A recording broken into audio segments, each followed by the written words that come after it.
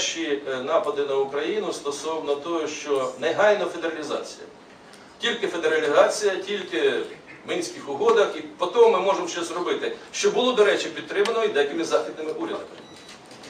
Відповідь на це з боку України повинна була атакуюча. Про федералізацію не може йти і мови. Безумовно, може йти мова про передачу максимальних повноважень на місця.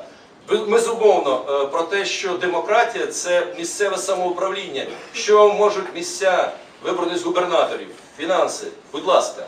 Але за конфедералізацію, а чому ні?